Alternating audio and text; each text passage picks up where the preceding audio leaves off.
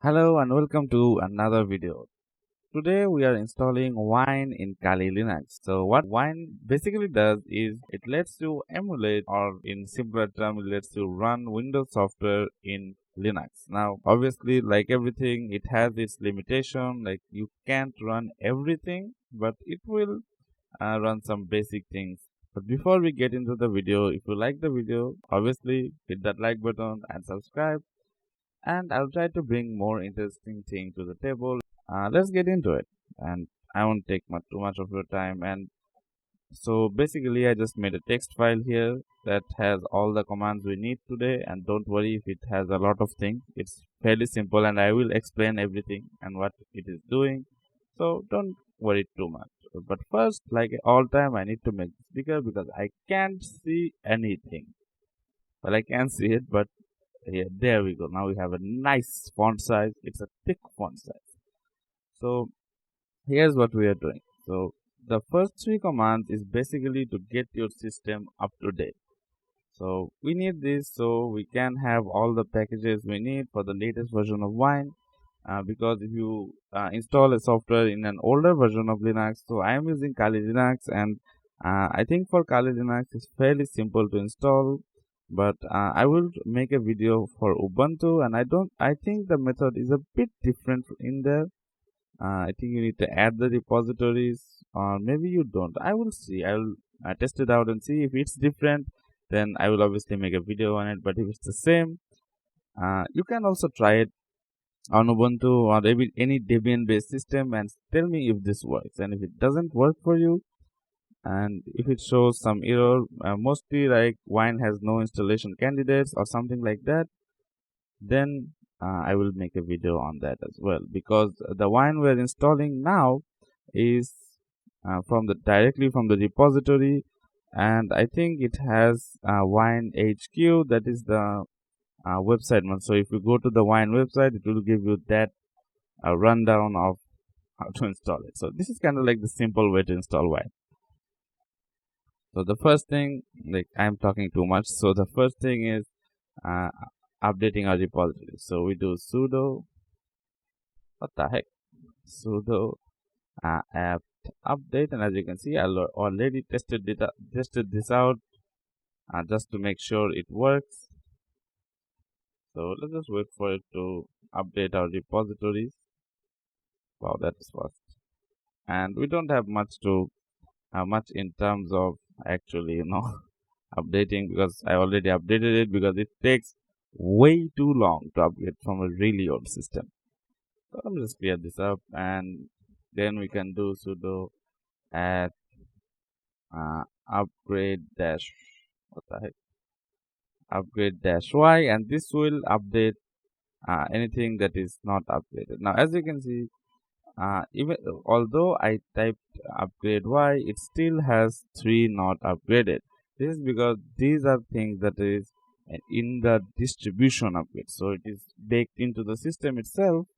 To upgrade those, we can just type the same command but add a dist into it. So dist dash upgrade dash y, and if we run this, as you can see, it is downloading those packages. And let's just wait for it to finish. It should be fairly fast, because I think it showed like 3000 kilobytes. It's like 3 megabytes or something. So as you can see, it's done. So after you are done with this, then you would want to reboot, and whatever anyone says, you should reboot after you update your system. So just hit reboot, and it should reboot.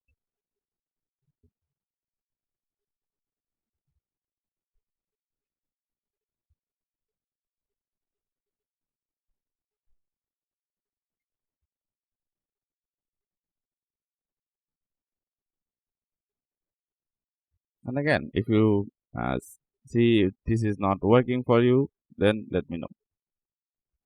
So there we go. And I'm using a virtual machine to show this, so there I don't think anything is different, but again, if you have any issues, let me know. So what the heck are you doing? You're making me look bad.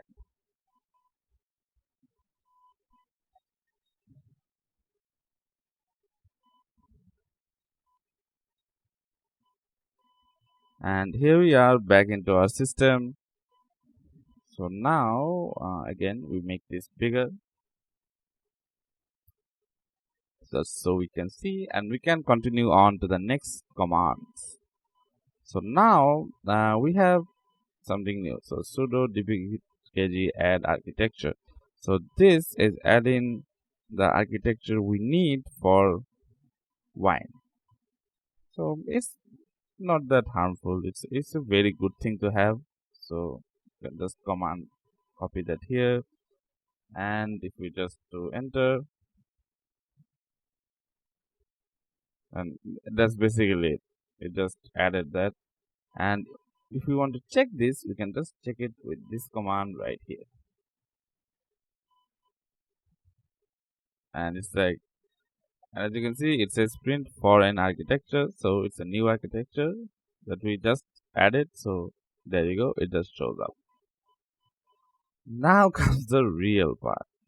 So as I said, because we just did this upgrade, if we do sudo apt update now, it should show that all packages are up to date. And as you can see, this is now updating some packages, because here you can see it says i386 packages, because it is also including those packages into the repositories.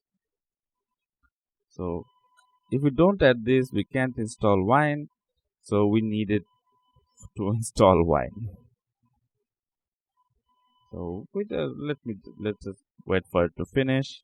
I'll just do some movie magic here, and you should see after it's done.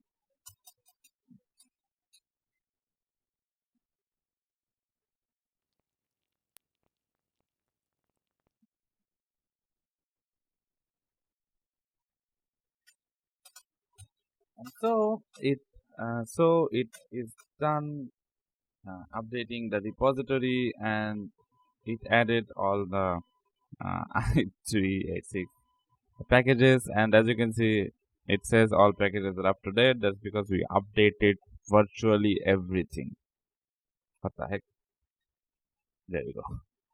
So now it's wine is like installing any other thing in Kali Linux. Now I don't know about other distributions. I will test it out on Ubuntu, even on Arc. So stay tuned for that and see if what is the difference between them. So now we can do sudo apt install wine, and that's basically it. And I don't this takes 1.6 gigabytes. Like it's more like 1.5, but yeah, it's 1.6 or whatever. Then we can just do yes, we want to continue, then hit enter, and it will download and install wine in your system. And again, I'm saying this, if this method does not work for you, wait for a bit and just comment down below what distribution you are using and where did it go wrong. Like, comment down the error message that you get, and if it works well, then just comment, well, it works. But I don't think it should be much of an issue, because if Kali works, then Ubuntu should definitely work like this, because I think they both have similar repositories. But again, I will have to check that and verify it myself. And so you should expect two videos from this, another one about in Ubuntu and another one in Arc. So I really want to test out if Arc has this by default, or you have to go through the whole process of installing it. So let's come back after this is done.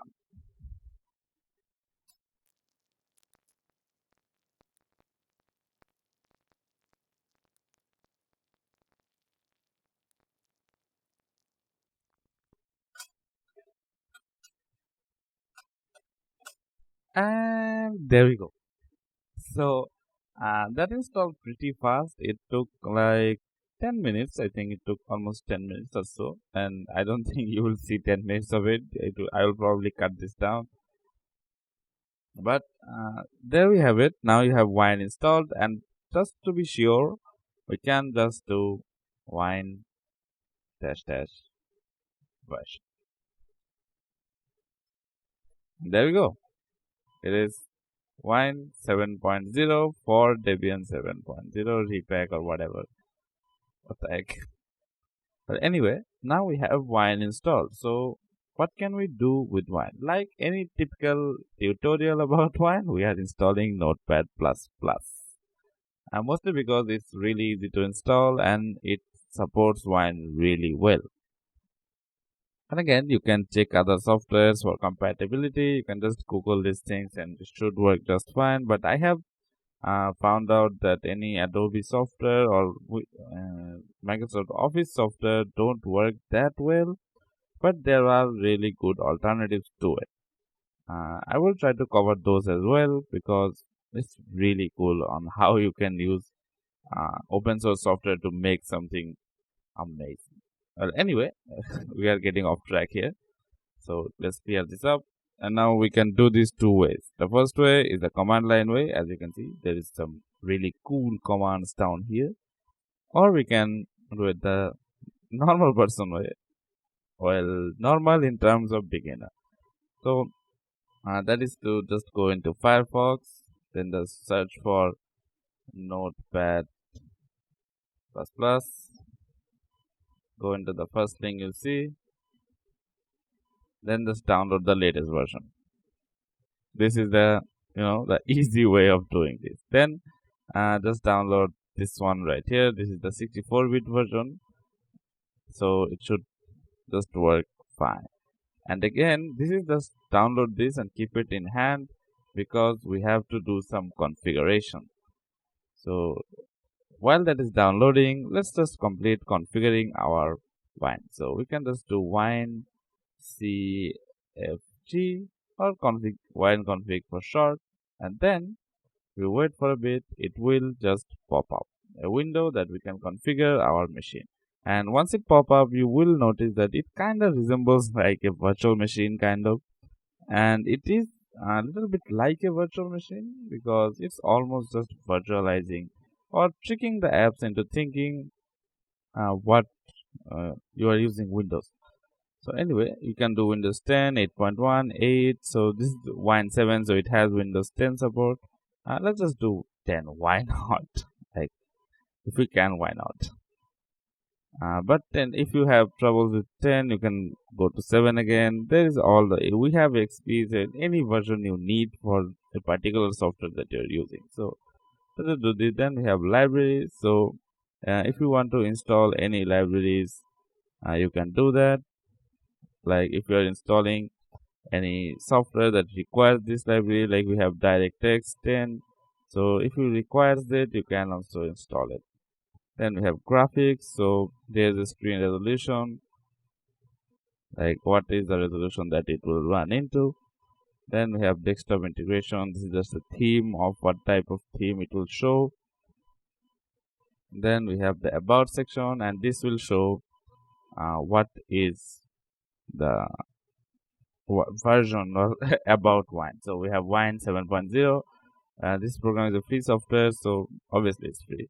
And then we have audio. So output device, you have pulse audio. System defaults is pulse audio, but if you are using multiple outputs, so let's say you have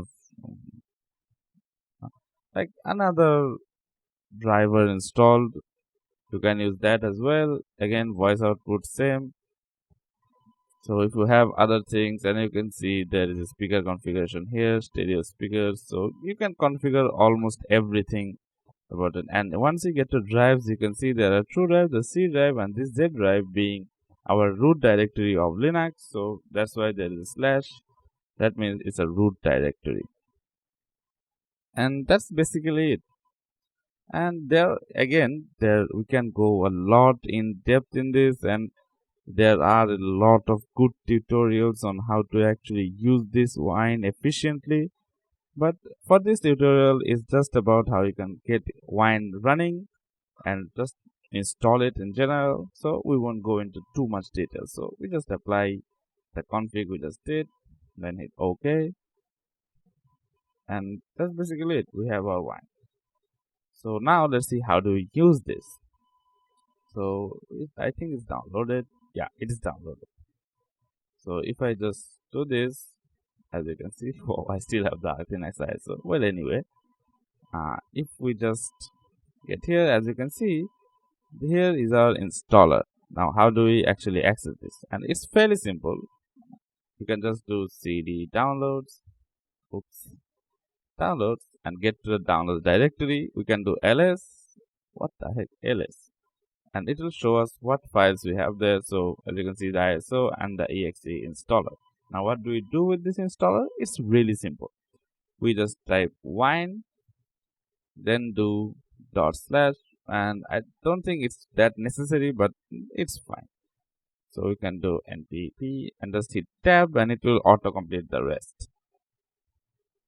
So there we go, and then we hit enter, and there we go. Here is the installer. So if we just do OK, and then hit next, and then agree, like it's almost like a normal install. And as you can see, we have 52 gigabyte space available, so it will use the space that is in your Linux system. So then we just install it like normal. And you can even create shortcuts. So let's just install it, and there we go. That's basically it. So you can see it created a shortcut in our desktop, and you can't even tell that it is not a part of this. It almost integrates perfectly. So then let's just run it and see what happens. And there we go. That's basically it. It's a change log. We can do new file, then testing,